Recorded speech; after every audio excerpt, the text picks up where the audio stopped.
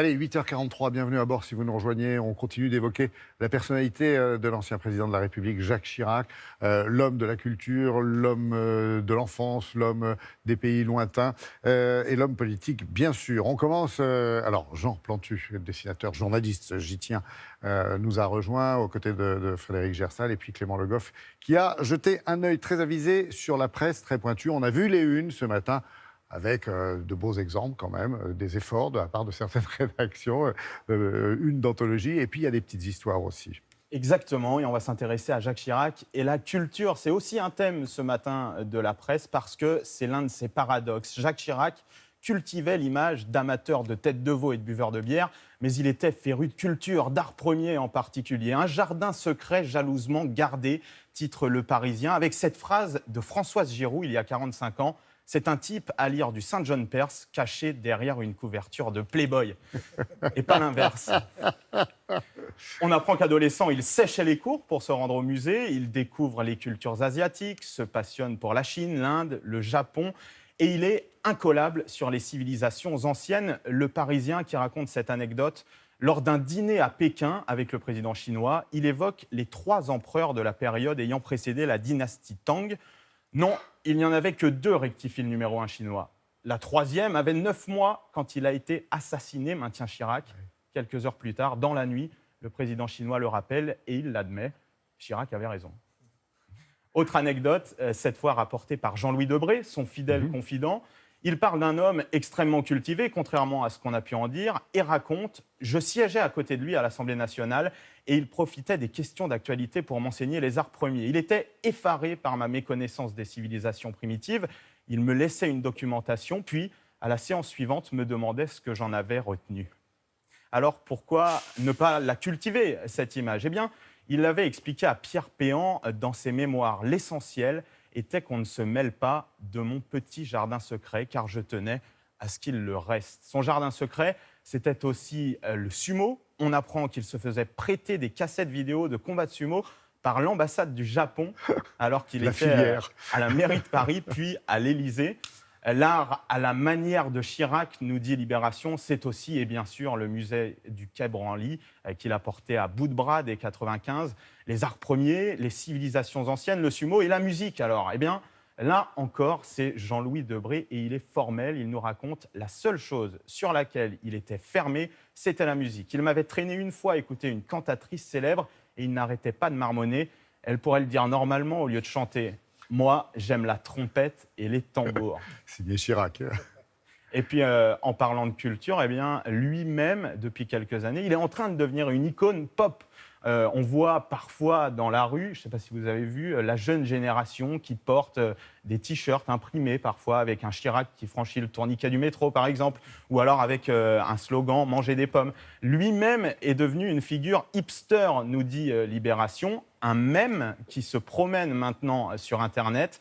Un site publie d'ailleurs toutes ces images de l'ancien président. Jacques Chirac conduit un cabriolet, Jacques Chirac visite un chantier ou dort dans l'avion. Libé dit « Il incarne une image, celle de la France d'autrefois, où entre les chauds des Carpentiers et les victoires de l'AS Saint-Étienne, il faisait bon vivre. » C'est du moins ce que ces images laissent penser, utilisant tout le ressort de la nostalgie. Et on peut parier que cette nostalgie ne va pas s'arrêter. Merci Clément. Justement, Jean Plantu, bonjour et merci d'être là. Ça serait quoi le dernier dessin ? Je vais dire ou en hommage ou pas à Jacques Chirac ? Je vous entendais parler des sumo. Alors évidemment, ça c'est un dessin que j'avais fait au moment où il se battait contre Sarkozy. Et c'est vrai que je l'avais dessiné en sumo. Et puis Sarko, il dit « En garde, vermicelle », alors que le vermicelle des deux, c'était pas Chirac. Et puis c'est aussi un beau résumé du combat politique en interne de l'homme. C'est ça qui vous a plu chez ce personnage, j'allais dire, chez votre cible ? C'était pas... Je me levais le matin à l'époque de... Je me souviens que j'avais été beaucoup marqué par son engagement contre les Américains en 2003. Et il avait fait un veto contre la décision d'intervenir en Irak. Et je trouve que c'était un dessin... Ça m'est arrivé de faire des dessins méchant, critique, désagréable, caustique, et puis des dessins hommages, comme ce dessin sur la non-intervention française, parce que c'est vrai que les Américains essayaient de nous entraîner. Et puis il y a ce dessin que j'avais fait au moment de la cohabitation avec Chirac. Oui. Et on y voit le Conseil des ministres, on voit Chirac, projet de loi, bon, tout le monde est d'accord, et Mitterrand dit non, comme ça. Et puis Chirac se lève et dit parfait, je vais porter ça au Parlement. Et ça raconte bien l'ambiguïté et puis le côté un peu caustique. Et puis c'est vrai que c'était quelqu'un qui était, quand je le dessinais, je commençais par les lunettes. Alors que c'est pas vraiment les lunettes qui le définissent. Oui, c'était pas lui. Je veux dire, je vais vous montrer que des trucs qui le définissent pas, mais à la fin, ça fait un Chirac. Alors, ensuite, le dessin Chirac, voilà, c'est quoi du coup le front comme ça, pointu, il n'y avait pas le front pointu. Non, pas spécialement. Je faisais des yeux comme ça, alors qu'il n'avait pas les yeux comme ça. Un nez comme ça, alors qu'il n'avait pas un nez comme ça. Les dents comme ça. Alors ça n'a jamais eu comme ça. Un petit peu. Oui, mais on ne les voyait pas trop, il mangeait la bouche fermée. Et alors, toujours déjanté, toujours le col comme ça. Et en haut, j'avais... Parce que au début, Tour Eiffel. J'y croyais. Alors, je l'ai fait aussi avec une Tour Eiffel, oui. Mais j'y croyais pas trop à ce qu'il soit président. Et donc, je me suis dit, tiens, je vais lui rajouter un petit drapeau.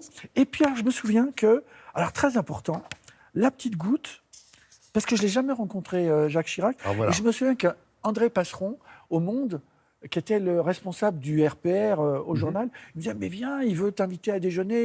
Et moi, c'était les années 70, moi, je ne le sentais pas vraiment. C'était l'époque où il ne voulait pas voter pour... Enfin, il était très ambigu par rapport à Giscard. Il était ambigu avec tout le monde, il m'énervait. Il se méfiait de tout le monde. Il énervait Plantu. Il ne faut jamais énerver un Plantu. Ne pas mettre un Plantu en colère. Et donc, je mettais une petite goutte quand il était énervé. Vous voyez, il y avait un côté, à l'époque, des odeurs ou je ne sais pas quoi, il était énervé. Et donc, je mettais une petite goutte. Et il m'avait écrit en me disant, écoutez, je respecte beaucoup vos dessins, j'aime beaucoup vos dessins, mais c'est plus ressemblant s'il n'y a pas la petite goutte. Est-ce qu'il a fait savoir, il a fait passer des messages à Jean Plantu, justement, par l'intermédiaire du journal, souvent? Oui, souvent. J'ai jamais été le voir parce que je trouvais que c'était pas ma place, mais j'aimais bien. Je lui envoyais, quand je faisais un bouquin sur lui, je lui envoyais, il m'envoyait un petit mot. Qu'est-ce qui vous plaisait le plus chez lui? Parce que c'était un peu votre ami imaginaire et la cible de vos doigts, cher ami. Oh, c'était un bon client pour la caricature. Ouais. Bon client à l'époque de Balladur, là, quand Balladur il est en chaise à porteur, qu'il est trahi par ses propres amis, il est trahi par Pasqua, et puis qu'il essaye d'aller à l'Élysée, et puis qu'il pense que ça y est, c'est mort, il ne va pas pouvoir aller à l'Élysée. Bon, je me dis, il faut un peu... Il y avait une petite compassion quand même dans mon dessin. Je me moquais toujours de lui, mais à la fin, quand je fais le bilan, je me dis, tiens, j'ai peut-être été finalement gentil. Il y a souvent des anciens présidents qui me disent « Oh, vous m'avez torturé ». Hollande, il me dit « Vous m'avez torturé ». Et finalement, si je l'avais rencontré, il m'aurait dit la même chose. Alors que finalement, j'ai plutôt fait des dessins sympas avec sa femme, par exemple. Oui, c'est vrai. Ils sont aussi importante que l'Élysée. Oui, ça peut coller. Et puis finalement, ils sont ressemblants. Et puis, elle ressemble déjà au fronton de l'Élysée. Vous avez été un peu, l'artisan de sa communication, comme les Guignols. Sans le faire exprès. Et il y a même une fille qui a fait une thèse sur moi en disant que j'avais fait participer à l'élection de Chirac. Je dis, c'est pas ce que je voulais, moi. Jean Chirac, on résume comment attention, un homme peut en cacher un autre. Il y en a plus. J'aime bien cette formule que j'ai entendue là depuis hier. Il y avait plusieurs Chirac. Ça me plaît assez parce qu'il a dit tout et son contraire. Mais par contre, plusieurs Chirac, mais plusieurs France aussi. Parce que quand je fais les deux petites Marianne, il y en a une qui parle de la résistance et l'autre de Vichy. Je pense à ce discours qu'il avait fait à propos de l'Holocauste et je trouve que ça manquait pas de panache.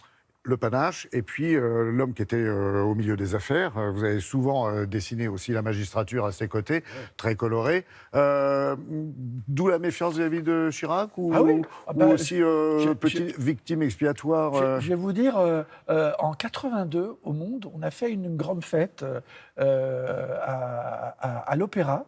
Et je vois un acteur qu'on voyait beaucoup sur les écrans, que j'aimais beaucoup, c'était Julien Guillaumard. Oui. Et Julien Guillaumard, c'était le mec qui avait toujours des valises pleines de billets.